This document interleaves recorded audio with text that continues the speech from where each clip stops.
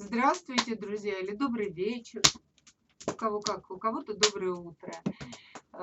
Сегодня мы находимся на даче, новое планетарное телевидение. Как обычно, Мария Карпинская. И у нас в гостях уже второй раз э, Дмитрий Моисеев. Тут сидит, это показаться бы. Тут еще помаши ручкой кто-нибудь. Так, рука Так, есть. ручку видят. Ручку еще выше. Это была Александра. Это была Александра. Соня, сделай ты Соня. тоже. И Соня. Это Соня. Это Соня.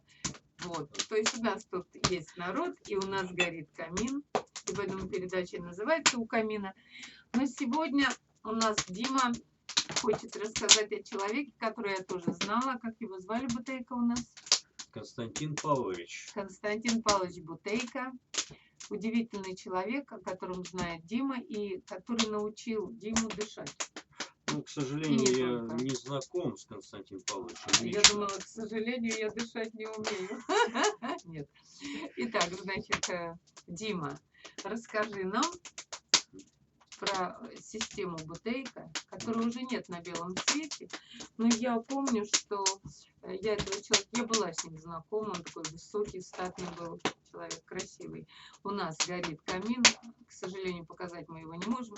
Сзади у нас этот, как его, буфет почти советского мы можем времени. через Да? зеркало его частично показать. Ну, видим. Там что-то вот горит. Ну что? Я для себя сделал вывод, что приходить в гости к Марии опасно. Сразу передача начинается. Я совершенно не готовился. Ну а что делать? Так же, Надо. как и в прошлый раз, она хотя бы за несколько часов меня предупредила. А в этот раз А с чем вообще готовиться? Живем? полная импровизация. Ну, конечно. Но, тем не менее, хотя она и полная импровизация, все же можно сказать, что в какой-то степени я готовился, потому что неоднократно людям рассказывал. То есть все-таки ты подготовился? Мой личный, да, готовился, но не именно к этой передаче, а так уж Личный получилось, опыт что, рассказывал, да?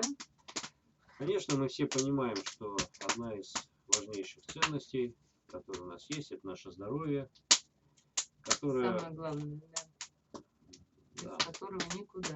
Ну, есть еще более высокие ценности, которыми иногда люди жертвуют здоровьем ради еще более высоких ценностей. Но есть такие ценности, да. И даже жизнью жертвуют ради еще более высоких ценностей. Но сегодня у нас Подожди, ну ты заинтриговал, я так не могу. Ну как, ну, например, вечная жизнь, если говорить непосредственно о самом человеке. Иногда человек жертвует ради спасения общества или какой-то части общества, своей жизни. Бывает, да. Героические поступки и так далее. Допустим, там командир бросается на гранату нечаянно брошенную, чтобы спасти остальных солдат.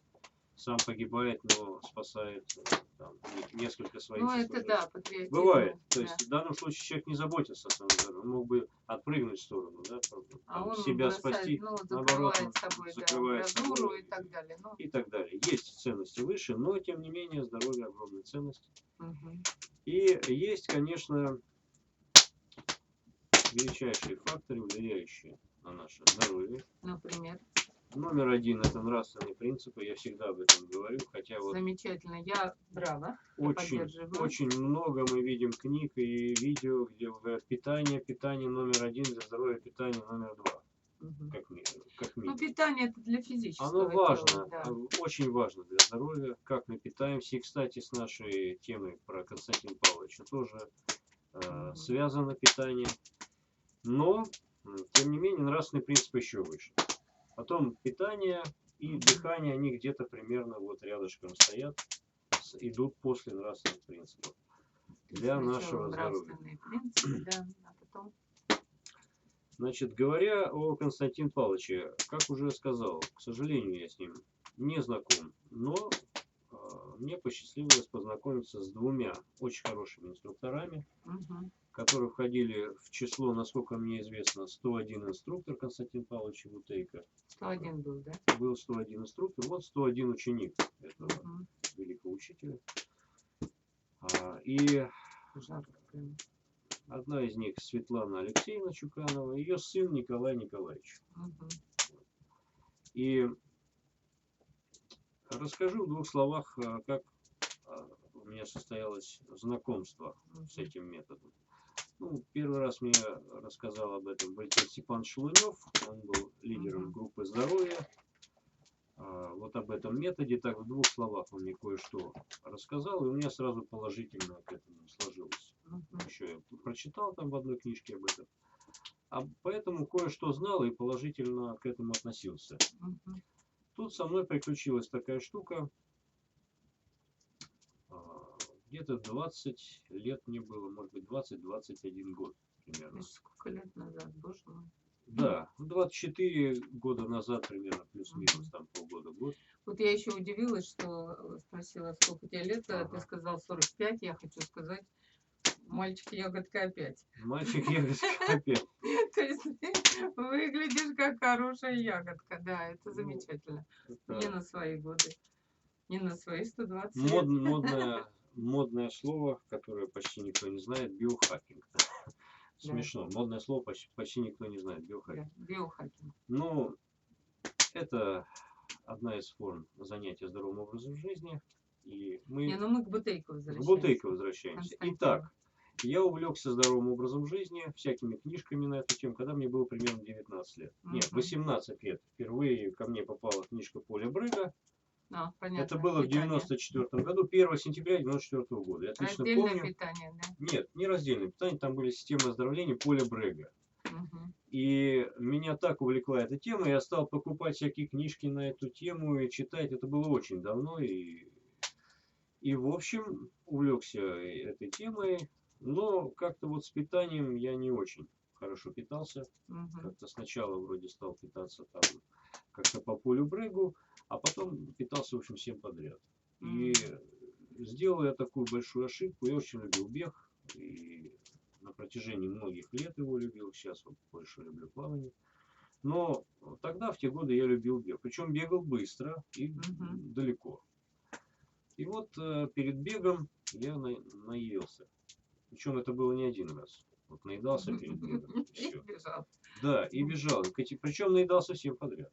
Вот это категорически нельзя так делать. Да. И никогда так не делайте. Не повторяйте эту ошибку. Потому что когда в очередной раз я вот так же наелся, набил это от души, всем, чем только можно, и побежал со скоростью, близкой к скорости спринта по лесу. Довольно далеко я пробежал. И вдруг вот внезапно острейшая боль пронзила в левом боку, и я, можно сказать, почти упал. В любом случае... так рассказываю, что смешно, извини. На самом деле это смешно. Страшно. Это потому что эта боль не проходила, в общем, конкретно, она долго не проходила. А ты ж по лесу скорую не вызовешь? Ну, какая скорость? Какая скорость? Это же лес, я один, никого нету. Вот она прострелила, как ножом. Туда пырнули. И с тех пор болел левый бок. Подожди, а как ты добрался? Значит, ничего, нормально. Сильно больно, но ходить можно было. И вот этот левый бок меня сильно беспокоил. Пытались поставить диагноз, ничего не получилось. Там и кишку глотали, там и так далее, УЗИ и т.д. и т.п. Ничего толкового диагноза. В конце концов, врач говорит, вегетососудистая дистония. Проще всего. Вот, все. У тебя вегетососудистая дистония, иди. Иди гуляй. Гуляй, Вася, у тебя левый бок болит, это вот это. И тут, значит, у меня эта проблема осталась. С врачами я говорил, но ничего не получилось, не вылечилось. А так он и болел. Вот сколько-то месяцев. Это вообще селезенка. Сколько-то месяцев он болел, и тут гуляю я по городу и смотрю развешенное объявление. Дыхание по Бутейко. Приходите, там огромное количество вылеченных. В общем, красиво было написано. Думаю, дай-ка я схожу. И, значит, попал я благодаря этому объявлению. Там были чудесные, в общем-то, явления перед тем, как я туда попал. Но не буду. То есть тебя прям мистика вела да, туда, да? Мистика вела, буквально мистика больным вела. боком. Вот все-таки чуть-чуть расскажу. Я сидел у подруги, а как раз первое занятие должно было начаться. И вроде так мне хорошо было у подруги сидеть. И думаю, ну, может, ну не пойду я на эту Бутейко. Да, и тут боль. Ладно, пойду. Думаю, все, пойду. Она уходит, боль исчезает. полностью исчезает. Мистика, да. Не, ладно, не пойду. Все-таки хорошо мне здесь у подруги, не пойду. Опять боль пошла. Ладно, все, пойду. Вот раза 3 вот так, когда повторилось, когда 3-й раз появился, как рассказывал мой отец анекдот, что 3 раза это закономерность. Ладно, все, иду, все, я все понял, надо идти. И вот так я попадаю, потом Светлана Алексеевна, мне один из инструкторов рассказывала, что тут таких случаев полно, когда вот тоже люди вот так, а их вело, вот, когда прямо вот как таракана загоняют туда, да?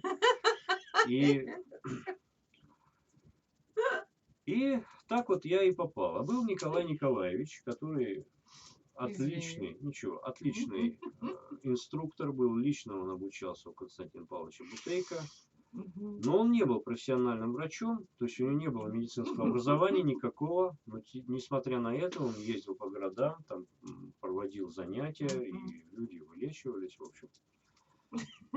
Я пришел, сначала это было в большом зале, вот первоначальный, где-то в Декалепсе в Подольске. Да, помню, да. Большой зал, довольно много народу пришло. И я увидел там фильм «Друзья и враги» доктора Бутейко. Вот, вы можете посмотреть, его можно найти в интернете. Найдем, обязательно. Ну, я его увидел впервые на большом экране, он на меня произвел такое сильное впечатление, потому что так, у него достаточно духовно пронзительное такое. Да, пронзительные, как тараканов загоняют. Да, ну нас на самом деле так вот нередко, как тараканов загоняют туда, куда надо. Но факт в том, что этой темой я увлекся, и какая-то была сумма денег, небольшая, которую надо было заплатить для того, чтобы пройти это обучение. Не помню, сколько это было, но, в общем-то, даже несмотря на то, что у меня там была небольшая зарплата тогда, и это было вполне посильно. Посильно, то есть немного. Да, это не какие-то огромные деньги. Не то, что вот как приезжала Светлана Алексеевна, там лет 5 назад, она сказала, в Москве 22 тысячи за 2 занятия. Понятно. Так пошли они все. Это где-то в Москве. То есть там была действительно вот сумма, 500 рублей, например. Ну, на пересчет, ну, не 500, если наши деньги пересчитать, я не знаю, может, 1003, там, плюс-минус. Короче. Нет, ну, я приблизительно говорю, очень приблизительно, потому что это было при царе Горохе, и какие там были деньги, какие там были цены, уже я не помню. Но это не важно. В общем, мама меня ругала за эти деньги, которые я отдал. Я бы тоже поругала. Она поругала, а потом я всю жизнь ее учил этому Бутейко. До сих пор. Вот до сих пор, сколько? 24, да, и никак не научу. 24 года прошло, уже в конце концов я записал ей на аудио это. Уже она просит, я говорю, мам, мы записали. Все, слушай там самое. И она там медитативное расслабление и дыхание по Бутейко. И, значит, сразу хочу сказать основные аспекты вот этой системы. Можно ты остановишься перед этим? А я хочу для зрителей сказать. Значит, тут я недавно прочитала, что когда очень много негатива, то у нас есть какие-то фаги там, которые поедают бактерии. Так вот, если очень все серьезно и очень вот как-то грустно и нагружают тебя, то эти фаги, забыла как их звать, они засыпают и на бактерии плюют. И бактерии гуляют. Если показывать фильм ужасов, то бактерии активизируются негативные и даже начинают пожирать эти фаги, которые защищают организм. Но если вы начинаете хохотать, как я сейчас хохочу, то фаги подыхают. Нет, наоборот, фаги активизируются, а бактерии все дохнут. Вот я имею в виду, что бактерии подыхают, так вот, удивительные вещи с Димой. Он вроде серьезно обо всем рассказывает, но от него так смешно, что у меня активизируются все вот эти фаги, иммунитет 100% сейчас вырастает. И у вас тоже. Продолжай. Продолжаю. Одно слово про юмор. Мне очень нравится фраза кинорежиссера Эльдара Рязанова, нашего великого прославленного, который сказал, что там, где есть юмор, там есть и правда. Ну, так это вот чистая правда, да. Великое высказывание. Итак, переходим к самому этому дыханию. Да. Нередко бывает так, что люди скептически относятся к моим рассказам про то, что вот есть бутейка, то, что можно действительно реально улучшить здоровье. Есть ли бутейка или нет бутейка? Есть метод бутейка, есть его вот эта система, то, что при помощи ее можно улучшить здоровье. Они, да ладно, там это... Существует много всяких систем. Как дышать и так далее. Ну да, и йоговская система. Все, Да. пятые, десятые. Вот и возникает вопрос, вот почему, собственно, бутейка, он выделяется на фоне вот этих систем особо. Потому что речь идет о нормализации дыхания. О нормализации. Потому что мы, когда со Светланой Васильевной обсуждали, как я уже сказал, 2 инструктора было, у которых я учился. Первый это Николай Николаевич, и вторая это Светлана Васильевна, его мама. У нее есть образование медицинское, она врач-хирург. И тоже она занималась тем, что ездила по городам и, в общем-то, обучала людей дыханию по Константину Павловичу Бутейко. И прежде всего, почему именно эта система выделяется среди других систем? Потому что речь идет о нормализации дыхания, не о каком-то правильном дыхании, не о каких-то там спецупражнениях, непонятно кем и почему разработанных. Да? Это не гимнастика какая-то. Да? Это нормализация. Что такое нормализация? Нормализация — возвращения к норме. То есть основной тезис Константина Павловича, на основе которого было построено фактически его учение, заключается в том, что есть у людей склонность с течением лет постепенно переходить к глубокому дыханию. Есть такая склонность. То есть особенно, например, у спортсменов, которые вот занимались спортом, когда они занимались спортом, они привыкли глубоко дышать. Потом они бросили спорт. А глубокое дыхание по привычке они дышат, как они привыкли. А для человека в нормальном состоянии свойственно дышать не очень-то и глубоко. Ну да, когда так, как-то поверхностно. Поэтому, когда меня часто спрашивают, а вот надо ли все время дышать по Бутейко? Вопрос дискуссионный. Жаль, что среди нас уже в живых нет Константина Павловича. Но я считаю, что не менее 90% от времени жизни надо дышать именно по Бутейко.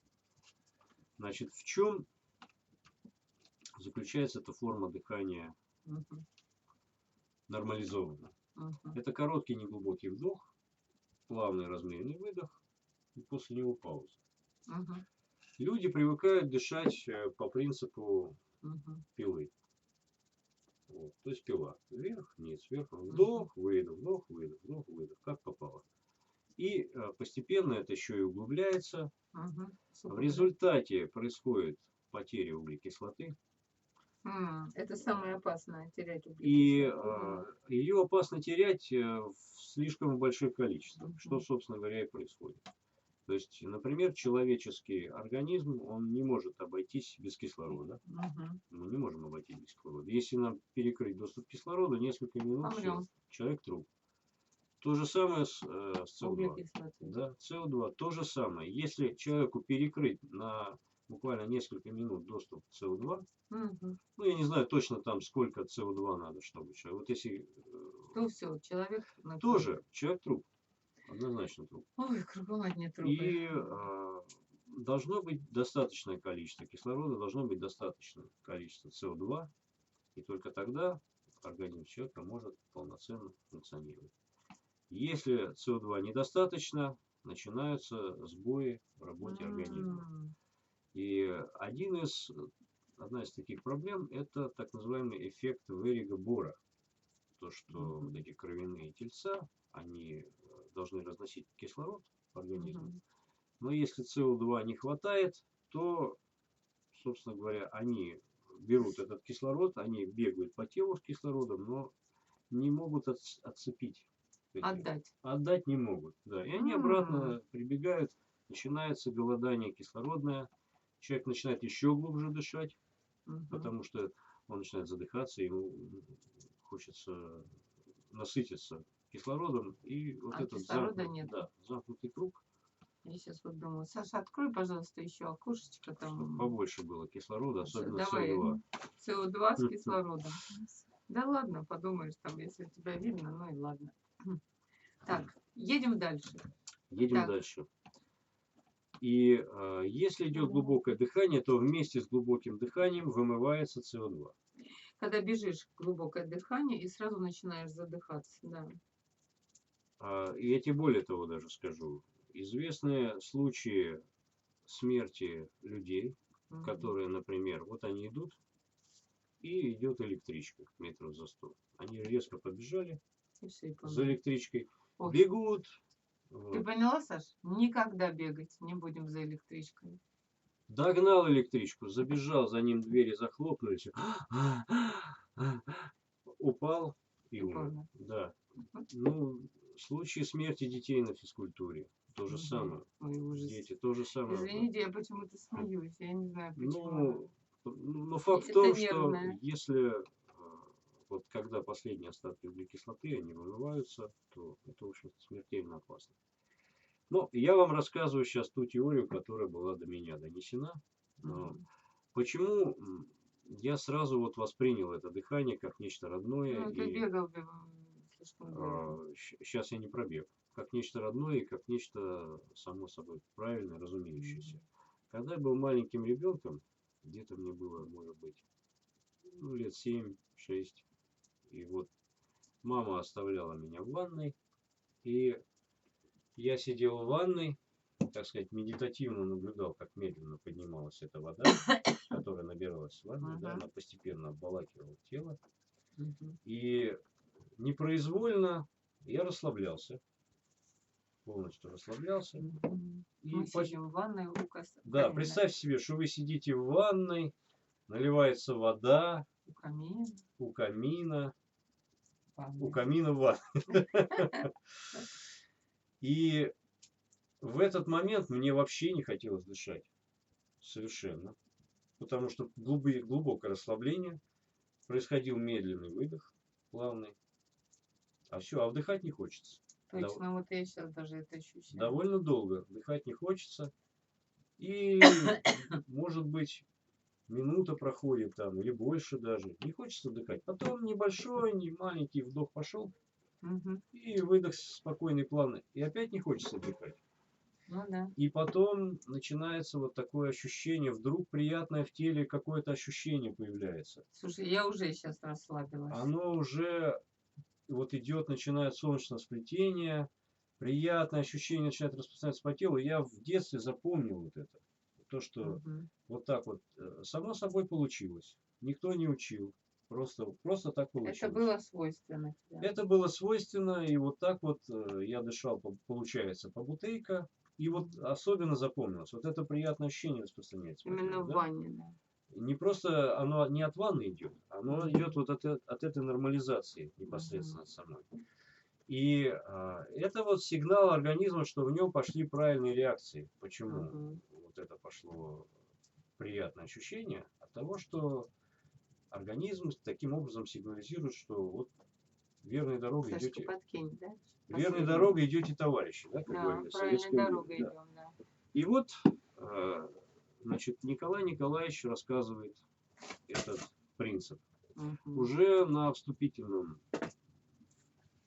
слове. Да, вступительное было такое, когда там было 4 занятия, и до него была вступительная лекция.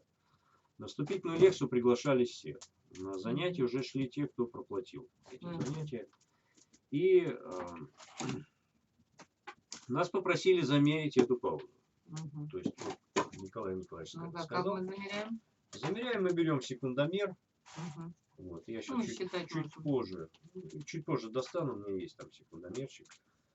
И от момента, когда произошел выдох, надо полностью расслабиться.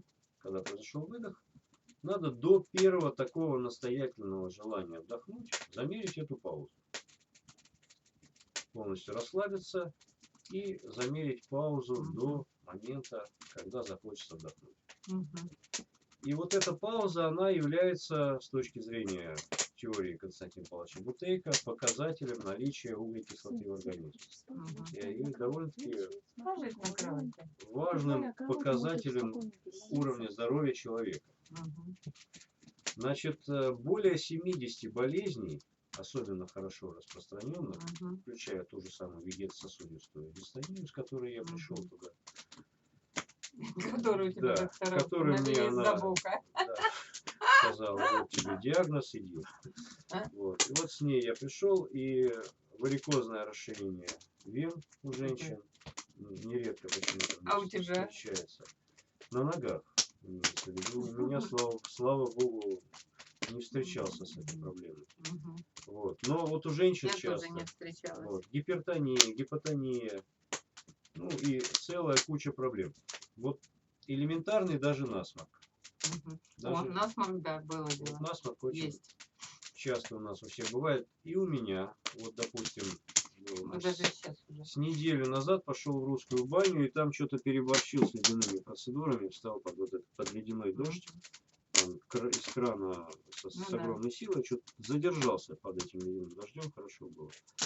Но потом вот насморк пошел, небольшая микропростуда, и уже я знаю, что если делаешь упражнение по Бутейко, можно тут же прочувствовать изменения в области носа. То есть без всяких вот этих там шик-шик там или в нос, да, или что-то закапать. Делаешь упражнение по Бутейко. Когда пауза достигает очень большого значения, когда удается это сделать, то начинают раскрываться пазухи носа. Это прекрасно знали и Николай Николаевич, и Светлана Васильевна. То есть это чувствуется сразу. Вот сейчас мы еще раз переходим к вопросу о том, почему именно дыхание по Бутейко, не другие системы дыхания. Это... Я, кстати, не отрицаю все остальные системы дыхания. Нет, ну это естественно. Не отрицаю. Вот 10% оставляю под какие-то там упражнения дыхательные, что-то. Может быть такое, что также может тренировать наши легкие и так далее, способствовать здоровью. Но факт в том, что Константин Павлович учил тому, что вы можете сразу замерить ваши симптомы, посмотреть, что у вас болит. У кого-то там левый бок болит, да, у кого-то там что-то еще как болит. у тебя вот левый бок. Да, у меня там левый бок, у кого-то насморк, у кого-то что-то еще. Вот я сейчас форточку открыли, у меня уже насморк начался. У тебя тоже? Нет. Не, ну не то, что насморк, а вот как-то заложила. Ну, прикрой, Саша. Ну вот видите уже, что творится, а? Камин плюс окно. Так. Можно наблюдать на этих симптомах то, что происходит действие сразу. Что было и с самим Константином Павловичем? Ему поставили диагноз злокачественная гипертония. Да, и сказали, что, в общем, он обречен. Он должен был умереть. А он был великим медиком и там, закончил с отличием, наверное. Все эти медицинские вузы. Да, он был в ординатуре в Москве. Там он тоже был на хорошем научном счету. И он, собственно, проклял ту медицину, которая была в тот момент. Вот да? И я ее тоже уже. Ну, не будем... За твою эту дистонию. Разбрасываться проклятиями. Там не все плохо, есть немало хорошего много. Если хорошенько поискать, можно найти. Да. И, ну, он вот просто находился в ситуации, что его окружают лучшая медицина Советского Союза, лучшие доктора, все лучшее, перед ним все книги, перед ним все знания. И ничего нет. И ничего, и он верной дорогой идет в могилу. Вот, из-за этой злокачественной гипертонии. И вот однажды ему приходит идея, что его болезнь, она связана с дыханием. Он попробовал остановить дыхание и прислушался к симптомам. То есть уменьшилась вот эта боль там в голове, в сердце, и нормализовалась. Да, нормализовался пульс. Значит, смотри, как чуть-чуть вдохнул, выдохнула и молчу. Короткий неглубокий вдох, плавный размеренный выдох и пауза.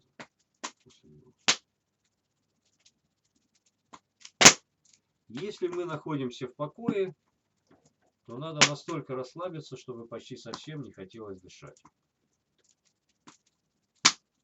расслабляемся, что мы почти Но уже совсем... захотелось и глубоко приходится вдыхать. Значит, Если ты, да, значит что-то не так, значит не хватает углекислоты в организме. Вот, Мария, не так вот прежде всего осанка. Смотри, вот я сейчас... Может быть, у тебя стульчик такой неудобный? Неудобный, да. Ну, наверное. Ну, давай поменяемся. Ну, не надо. Ну, давай поменяемся. Давай поменяемся. Угу. А то я сижу здесь как король, понимаешь, мне не видно. Да. А именно у меня. Так. Да. Итак, села. Осанка. Начинаем с осанки. Ноги не перекрещивать. Как удобно. Угу. Вот. 5 пунктов, о которых говорил Константин Павлович. Так, начинаем осанка. с осанкой. Расслабление. Да, мы полностью расслабляемся, это второе. Угу. Третье, мы контролируем наше дыхание.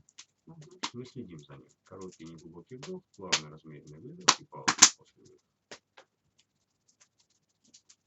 Короткий неглубокий вдох, плавный размеренный выдох и пауза после выдоха. Мы расслабляемся. Итак, я назвал уже 3 элемента, назову еще 2. Немного надуть щеки и надуть немножко, чуть-чуть. И приподнять глаза наверх. Можно закрыть, не обязательно. И вот когда мы приняли такое положение, то мы можем накапливать углекислоту в статическом положении. Так, Машуля, у тебя не совсем прямая осанка. Ага. Да, ты можешь сравнить со мной. Николай Николаевич никогда не опирался на спинку. Угу. Он сидел совершенно прямой. Он еще такой высокий товарищ. Да, да. Он сидел совершенно с прямой осанкой, чуть ли не на краешке стула, на спинку. Ну, мне так не нравится. Не знаю, я всегда опираюсь на спинку. Ну, более-менее нормально. Так, вверх глаза. И немножко надуты щеки. А у вас есть секундомеры? Давайте мы померяем Сложно, конечно. паузу. Вот. Саша, ты там тоже дышишь? Мне кажется, у нее на лице блаженство.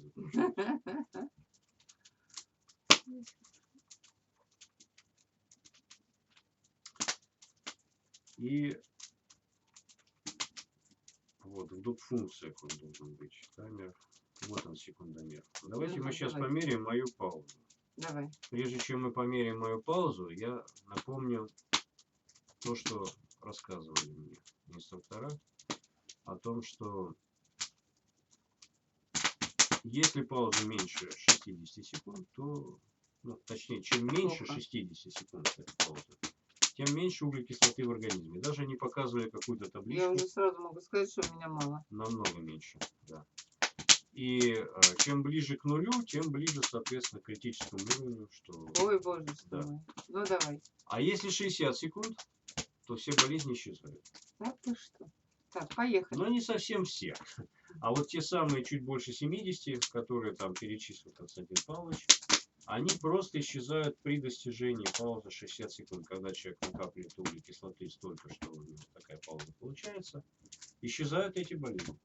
Поехали. И давайте мы померим, сколько у меня Давай. сейчас. Давным-давно не мерял, честно говоря. Ну-ка, Даже по-честному. интересно, по-честному.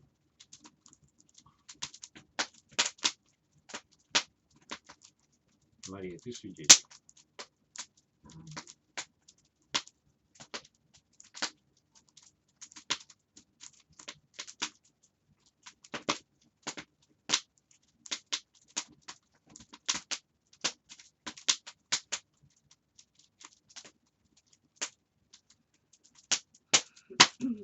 Очень тяжело, честно говоря.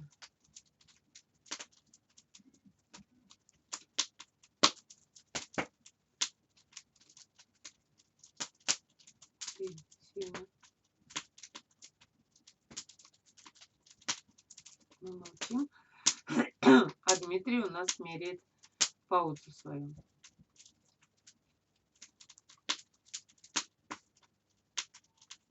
Сколько? Маловато. Сколько, честно? Всего, ну, округленно 45 секунд. Ого. Это очень мало. Да У меня рекорд 118. Да ты что? Да, ну, вот сейчас, все видишь, болезни-то прошли. Да, а у меня, значит, ну давай вот у меня померим. Значит, Давай еще раз, тебя как померим. там? Вдыхаешь, да? Так, сейчас один момент. Сбросить. Ты мне махни, да. Ага. Короткий неглубокий вдох, плавный размеренный выдох. И дальше начинаем паузу мерить.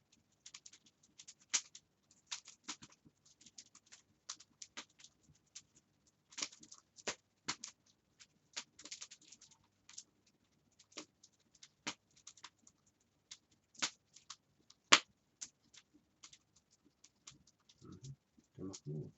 Давно. Я не видел. Давай еще раз перемерим. Ну вот, называется. Я ж тебя махнула.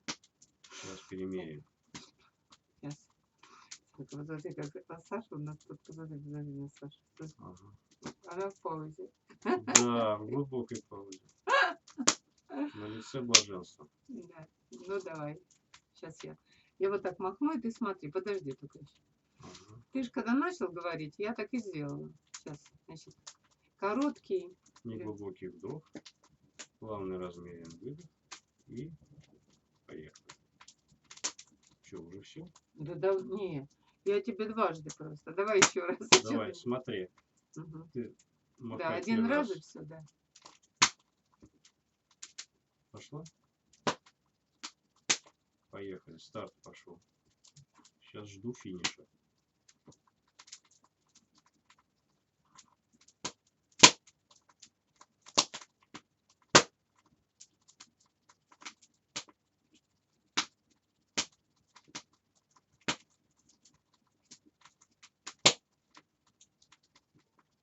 Так, 21-22 секунды. Ну, это капец. Нет, это не капец. Капец намного меньше. 0. Да. Не, ну, в если общем, потренироваться, давненько я следующий не раз будет тренировался. больше. Да. Я даже сейчас могу, если потренируюсь, намного лучше показать. Не, ну я сейчас второй раз, наверное, покажу больше. Да, могу намного больше. Ну, мы не будем, потому что у нас же запись идет, и зрители нас будут смотреть. Разумеется. Ну, Да. они тоже должны примерно представлять, как это измеряется. Да. И То есть и получается, что если за 70, значит все болезни исчезнут. за 60. За 60. Больше 60 секунд болезни проходят. И вот на примере насморка это особенно явственно чувствуется. То есть вот ты сидишь, тренируешься, когда пауза достигает больше 60 секунд, переваливает. Правда, не всегда это вот прямо 100% так получается, но зачастую начинают раскрываться пазухи носа. И ты прямо чувствуешь, у тебя начинает нос дышать. Вот просто вот тут же. И это очень сильное ощущение. То есть, Дима, я тебе сейчас скажу одну вещь, когда я вот так замирала, да, это называется замирать. замерить, да. Если я приходила куда-нибудь в музей, например, и видела какую-нибудь картину, или приходила в храм и видела, ну, что-то такое, что меня поражало, я вот так смотрела, и у меня прекращалось само дыхание, и замирание шло.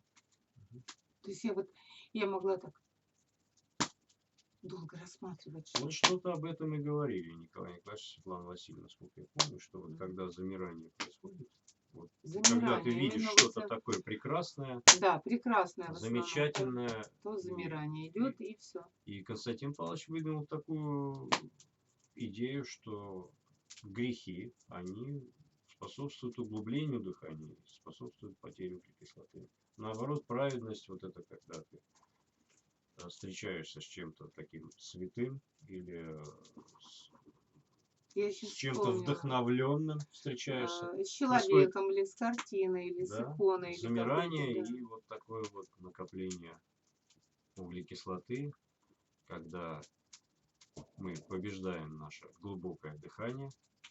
И он то есть сказал, глубокое дыхание — это, собственно, смертное дыхание, да? Ну, оно вымывает углекислоту из организма.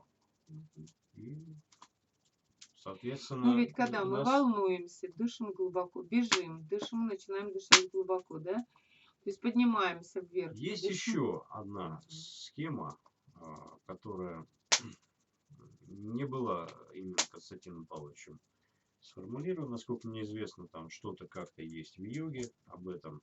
Это называется кремлевская стена. Когда идет вдох, задержка,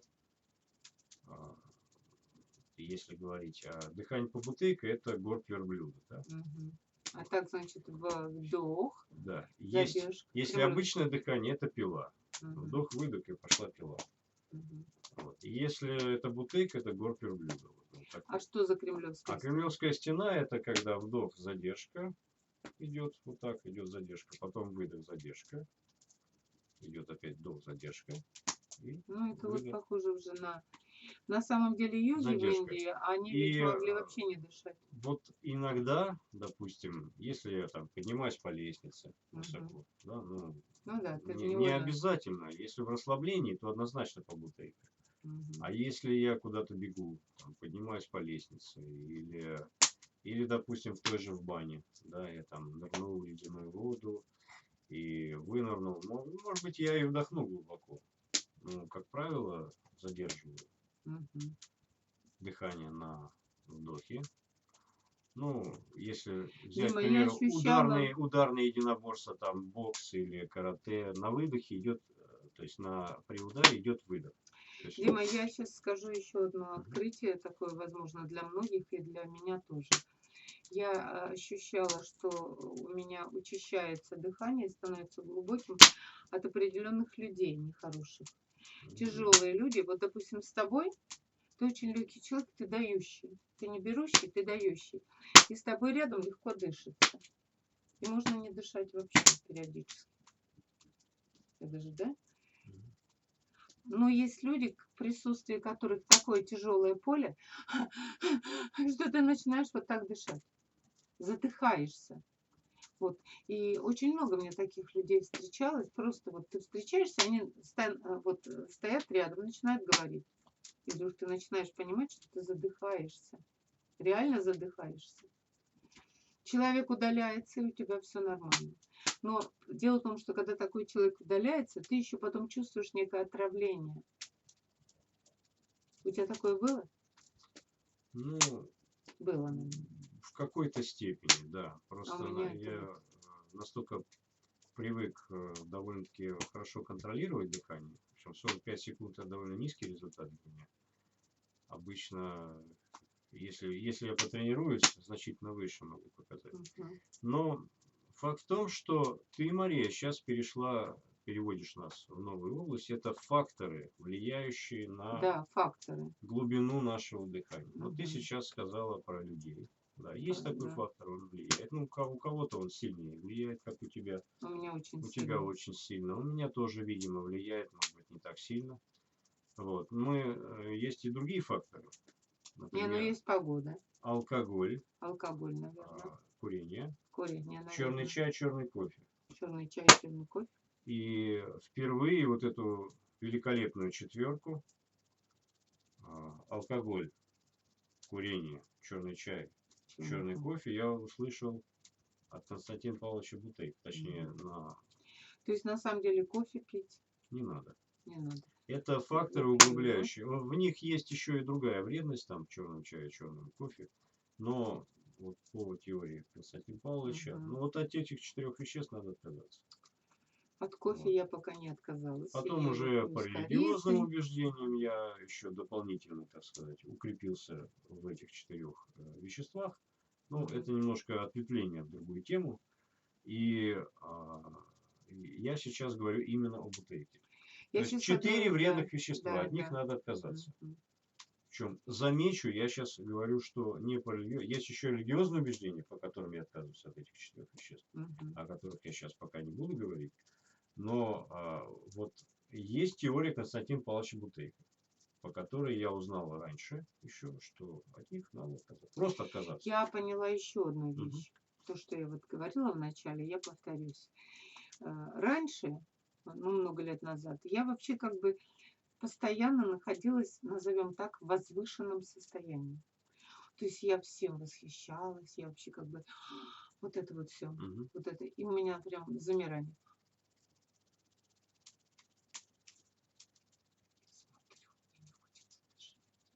Мне хочется шептать. А потом в какой-то момент я погрузилась в интернет и очень много смотрела негатива.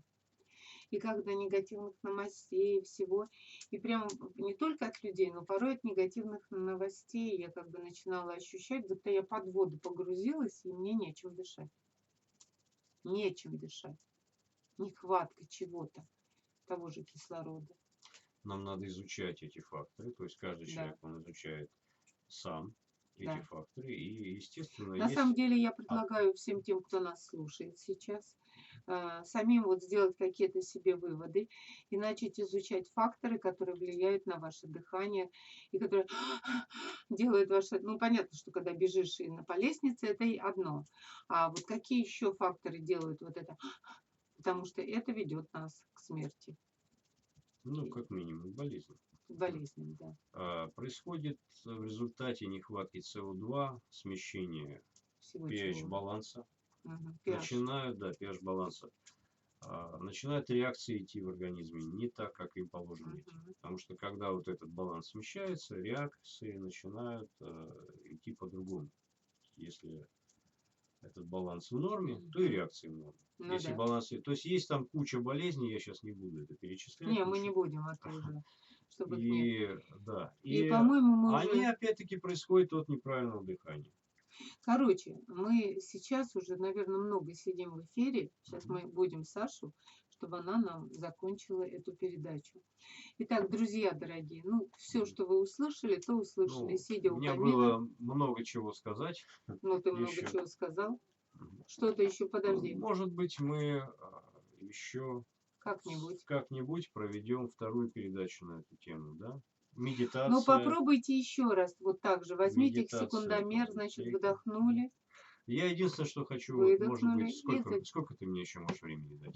Ну, я не знаю, это же не я. 46 минут, да? Ну, давайте еще, продолжим немножечко. Давай, до 50 примерно минут, давай. Чуть больше. Когда впервые меня научил вот дыханию Николай Николаевич, я тогда работал, убирал снег. У меня была работа, и была такая сторожка, я туда заходил. И один из факторов — это пост, полное воздержание от пищи и воды. Он прямо резко очень в совокупности с физическими упражнениями сразу резко взлетает вот этот уровень СО2.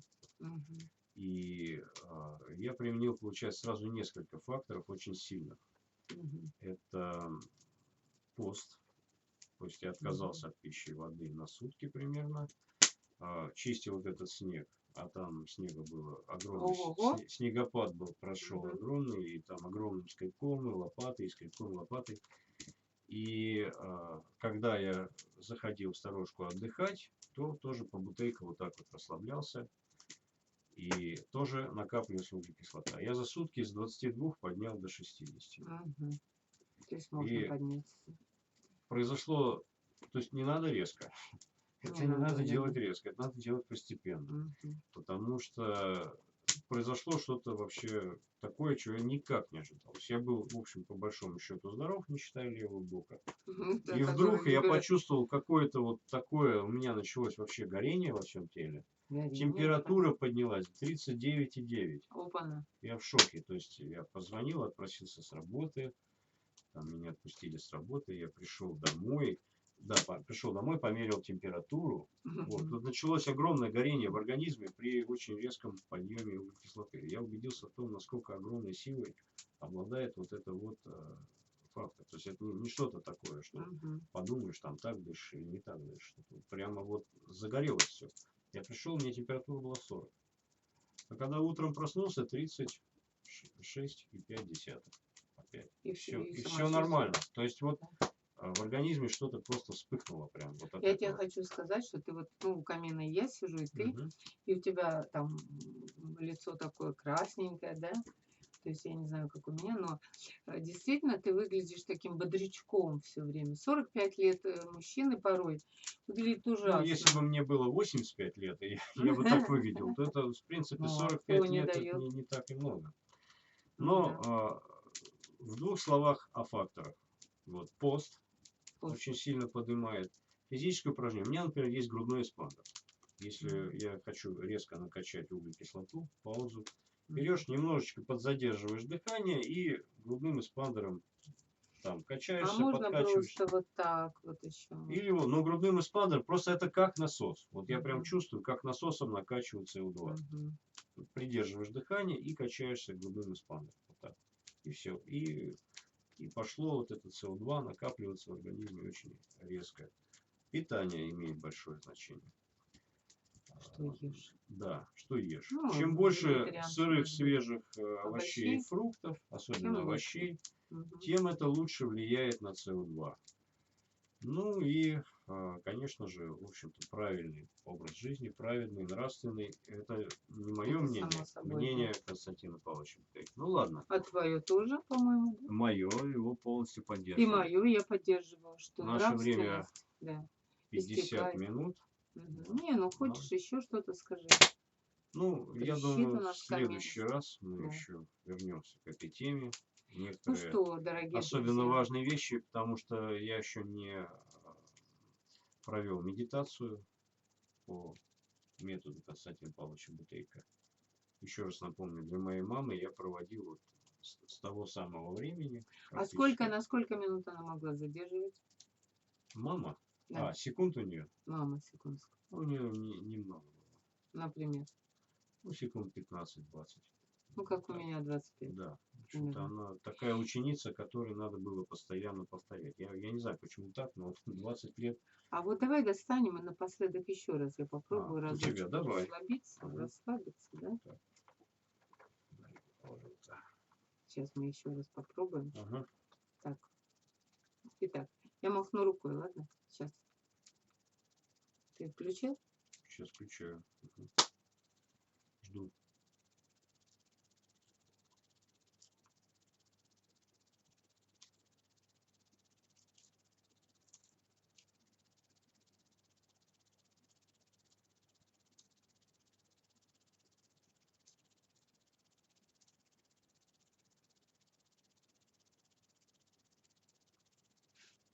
Так, ну, 17. Ну, еще меньше. А почему? Угу. Ну, Ты ничего, что-то это посмотрел на потому что... меня и... еще, почему? Ты спросила, я тебе отвечу. Ты много говорила. А, То есть, когда мы говорим очень много вот это а-ля-ля-ля-ля-ля-ля-ля-ля-ля, мгм. это тоже фактор вымывания углекислоты. Поэтому Мгм. лишние разговоры, они тоже, ну, в данном случае у Вредят. нас не лишние, да, но, как говорится, язык мой враг. Да? То есть Лучше молчи. лишние разговоры, они тоже способствуют вымыванию углекислоты, способствуют переходу на глубокое Понятно. дыхание. Друзья, надеюсь, вам всем все понятно. Итак, с вами была Мария Карпинская и Дмитрий Моисеев. Всего доброго. Там, кому спокойной ночи, кому доброго Крепкого вам утра. здоровья Да. и здорового Крепкого вам здоровья. дыхания, Да, дорогие друзья. да, все. Так, До Саша, свидания. проснись, пожалуйста, выключай. Всего до свидания. Доброго.